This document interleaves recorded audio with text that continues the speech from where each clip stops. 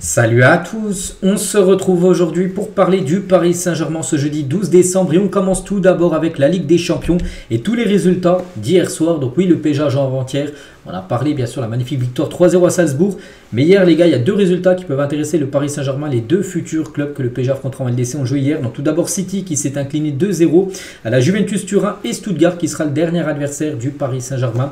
Ça sera le 29 janvier prochain, donc Stuttgart s'est imposé 5-1 contre les Lions de Berne. A noter que Stuttgart recevra le PSG.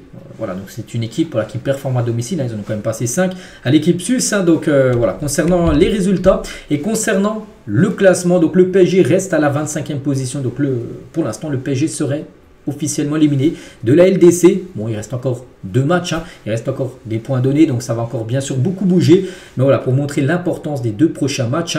Donc voilà, le PSG était déjà 25e avant cette journée de Ligue des Champions, avant tous les matchs. Et voilà, le PSG reste bien sûr à cette 25e position, mais il va falloir gagner. Notez que le City est en très mal point. C'est vrai que le prochain match, PSG City, prévu le 22 janvier prochain.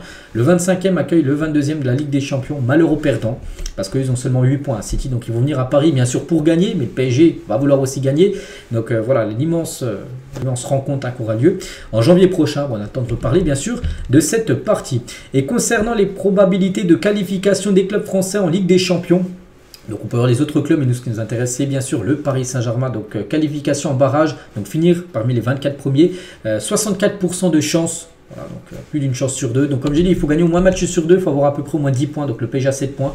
Il faut gagner, il faut prendre 3 points. Il faut gagner un des 2 matchs. Bon, le mieux ce serait de gagner bien sûr City directement. Surtout que c'est à domicile et surtout que City, les gars, c'est seulement une victoire sur leurs 10 derniers matchs. Ils sont en crise totale. Il faut bien sûr les enfoncer encore plus bas. Donc voilà. Bon, après, sinon, il y aura le déplacement à Stuttgart. Et voilà, qui sera, comme j'ai dit, très compliqué. Donc top 8, à finir dans le top 8 là, le PSG a aucune chance. Voilà, même si tu gagnes tes 2 derniers matchs, ça ne sera pas possible. Donc au mieux, ça sera les barrages, on le sait, pour le Paris Saint-Germain. Et Luis Fernandez, qui est ancien coach du PSG, donc lui, il a dit, s'il se sort de cette phase de Ligue, voilà, de Ligue des Champions, je vois le PSG être la surprise de la compétition. Pourquoi pas? C'est vrai que le PSG, imaginez, venait à se qualifier. On espère que le PSG arrive à se qualifier. Ça peut être la surprise. Ça peut être peut-être les matchs élimination directe sera le déclic, voilà, pour le Paris Saint-Germain en faisant des grosses parties, en éliminant après peut-être des gros adversaires.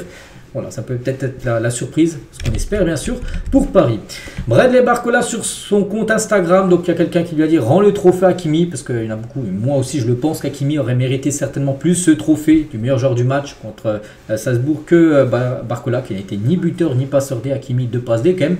Il a dit non, Barcola, non, il a dit non, bien sûr, je garde ce trophée. Tiens, en parlant d'Achraf Hakimi, au-delà de ses performances plus que satisfaisantes ces derniers temps, il faut vraiment s'arrêter aussi sur les capacités physiques d'Achraf Hakimi, les gars, parce que sur son couloir droit, les gars, c'est un piston, il fait les allers-retours, il n'arrête pas, vraiment c'est fou.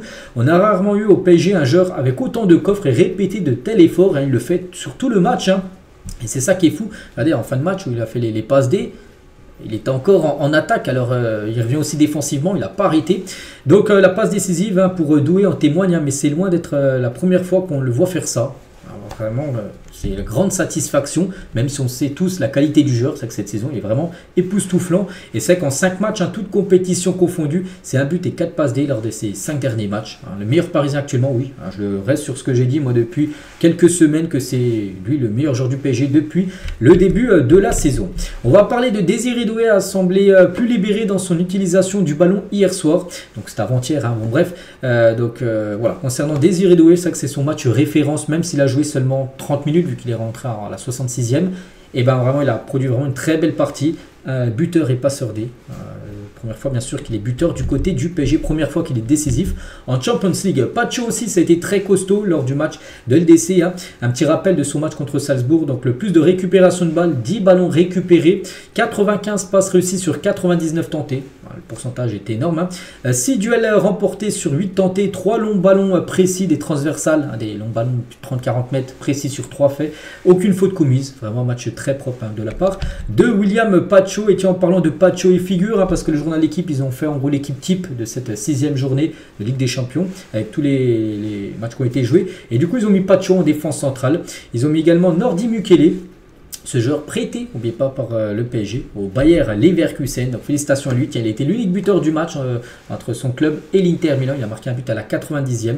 Donc voilà, félicitations à Mukiele qui doit normalement revenir dès juillet prochain du côté du Paris Saint-Germain. On va parler des U19 parce qu'ils sont officiellement éliminés de la Youth League avec les résultats d'hier de la Ligue des Champions Juniors. C'est pas en faveur pour eux. Et du coup, c'est fini. Voilà, il n'y aura pas de 16e de finale pour l'équipe parisienne. Il reste encore 2 matchs à jouer. Ils vont jouer les 2 matchs contre City et comment dire, Stuttgart. Mais c'est sûr qu'ils ne se qualifieront pas. Bref, on revient nous sur l'équipe première et le programme du Paris Saint-Germain, bien sûr, par rapport au prochain match. Donc, on est le 12. Le prochain match, c'est le 15. C'est dans 3 jours. C'est l'Olympique Lyonnais. Ça sera au Parc des Princes et ça sera surtout le dernier match du PSG à domicile parce qu'après ça sera un déplacement à Monaco mercredi prochain et le 22 dimanche, dernier match de l'année, sera un déplacement cette fois-ci à Lens. Ça sera 21h, ça sera une rencontre de Coupe de France, mais voilà, le match maintenant immédiat, là c'est l'équipe de Lyon. Le TEC Lyon joue aujourd'hui, tiens, on parlera demain de leurs résultats. Ils jouent aujourd'hui contre Francfort où il y a pas mal d'anciens parisiens, tiens, il y a Trapp, il y a Hugo Ekitike qui joue, connaît de Francfort, ils affrontent l'OL, bref. Donc concernant ce match, les supporters lyonnais sont interdits de déplacement au Parc des Princes pour le match PSG-Lyon prévu dimanche soir. Donc la préfecture de Paris explique ce choix. Il existe des risques sérieux que la rencontre soit l'occasion d'affrontements et de violents incidents entre supporters comme ça a été le cas lors de la finale de la Coupe de France il y a quelques mois entre le PSG et Lyon. N'oubliez pas que ça s'était joué à Lille au stade Pierre-Mauroy, mais je me souviens très bien qu'il y a eu des émeutes, enfin c'est pas des émeutes mais bon, il y a eu des bagarres sur un péage d'autoroute. Je me souviens très bien entre supporters parisiens et supporters lyonnais. Donc du coup la préfecture de Paris prend aucun risque, aucun supporter de Lyon sera dans le parcage visiteur du parc dimanche soir. La tendance est que le Paris Saint-Germain ne recrute cet hiver qu'en cas de départ. Donc Paris veut se séparer de Randal Kolo Muani et de Milan Skriniar. C'est que c'est les 2 joueurs qui ont le plus de chances en gros de quitter le club. Une réflexion était menée sur le renforcement du côté de Bradley Barcola pour permettre à Doué d'être une option supplémentaire au milieu de terrain. Donc voilà, en gros, s'il y a des départs, il y aura des arrivées. Bon, je pense, moi je suis quasiment sûr les gars qu'il y aura au moins une arrivée cet hiver. Je vois le PSG actif. Le PSG est souvent actif, d'ailleurs des mercato hivernales. En janvier 2024, il y a eu 2 recrues. Il y a eu Moscardo et Beraldo. Je pense qu'il y aura au moins un joueur, peut-être voire 2. Donc bon, il y aura aussi peut-être des départs, comme je dis, Kolo Muani et Skriniar. Il y a des chances qui partent. Et concernant le dossier Victor Osimhen, parce qu'on en parle depuis... on en parle... de temps en temps, mais là c'est qu'il y a quand même des grosses infos que le PSG suit toujours Victor Osimhen de près. Son nom revient beaucoup en France pour le recruter cet hiver. Si par exemple Kolo Muani venait à partir, on pense qu'un numéro 9 débarquerait. Il s'agirait certainement de Victor Osimhen. Donc lui, il a 2 clauses qui existent dans son contrat. Donc une première déjà de 75 millions d'euros, c'est sa clause libératoire en faveur de Naples. Voilà.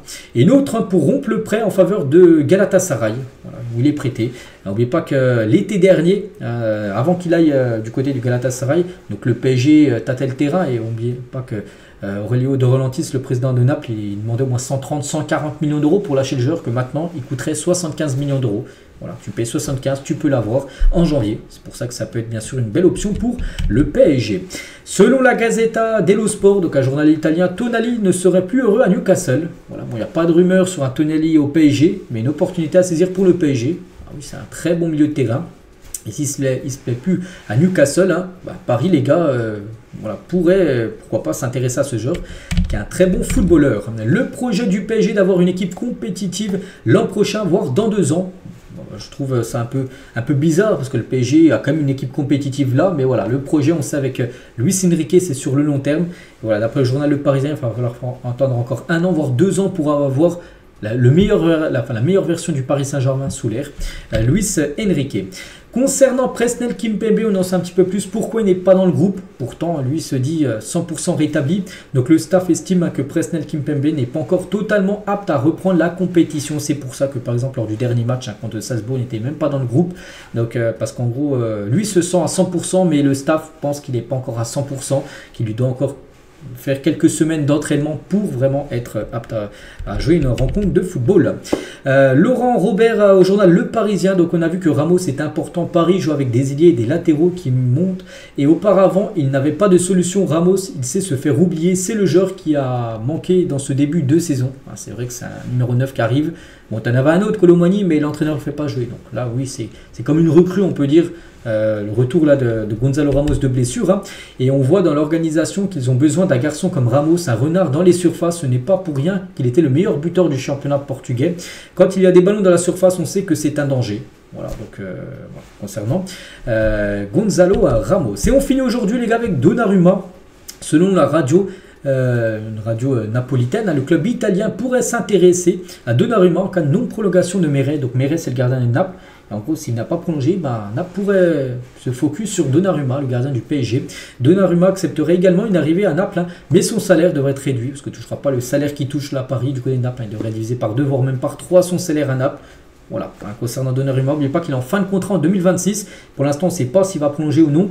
Et s'il n'a pas prolongé en 2025, il pourrait bien sûr quitter le Paris Saint-Germain un an de la fin de son contrat pour éviter de le perdre libre. Donc voilà les gars ce qu'il y avait à dire. J'espère que ça vous a plu. Donc nous on se retrouve demain, bien sûr, demain, vendredi 13 pour la prochaine vidéo. À demain.